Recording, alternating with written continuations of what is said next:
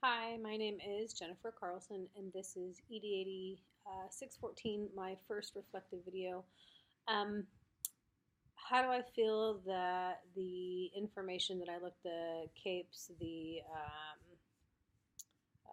PLO, ISTEs, so on and so forth, how do I feel that those relate to, and the class itself, how it relates to my current position and my future role as an educational administrator?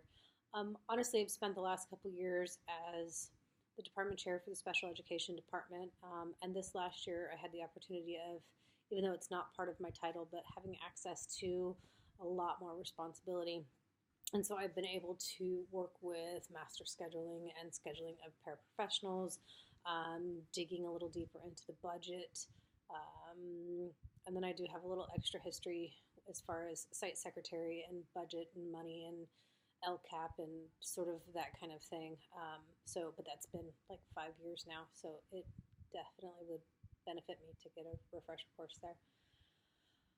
Overall, what I'm looking for out of this course is continued access to resources, especially like the interviews and the opportunities to speak with folks who have more experience and deal with on a daily basis the areas that I don't, or that are a weakness or a lack of depth of understanding or knowledge for me. So, specifically HR and the hiring or observation of other staff members.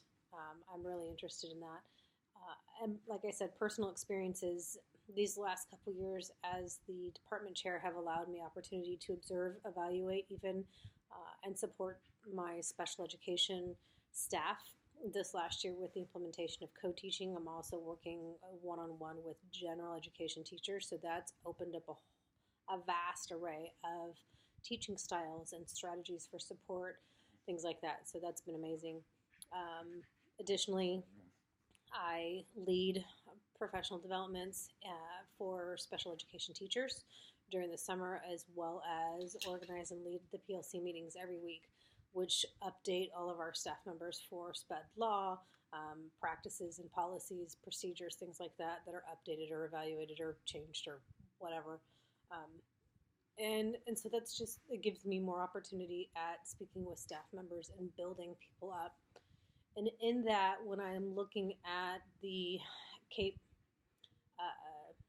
like the areas that we're going to focus on for this class, like 3A, just in general, operations and resource management, that's huge.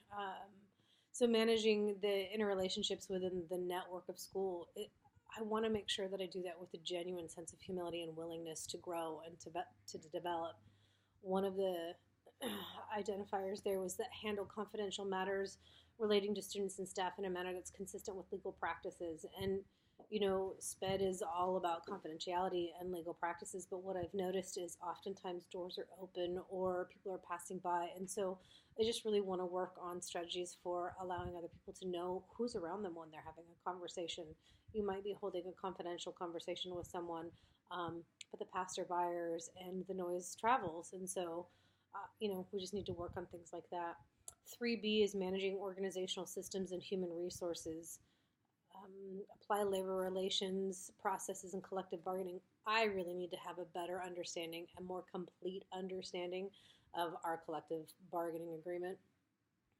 And then in order to look at the systems of thinking perspective, the goal in staff growth, I think, is to make sure that new teachers or staff members are philosophically aligned with a very student-centered mission and vision statement for not only our school, but also our district. In 3D, when it talks about managing the school budget and personnel, continue to develop for my abilities and evaluation. I've done some evaluations of my SPED staff, but again, I've only utilized the new district evaluation process a couple times as part of class assignments.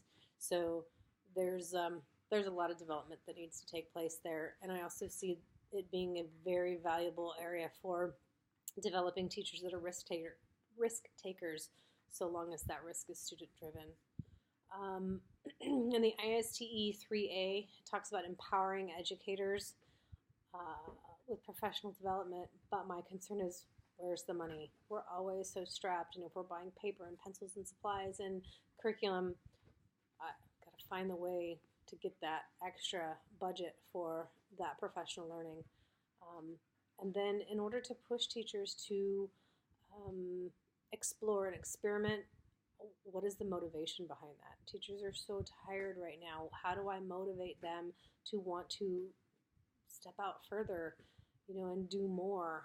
And then finally, establishing partnerships that support strategic vision.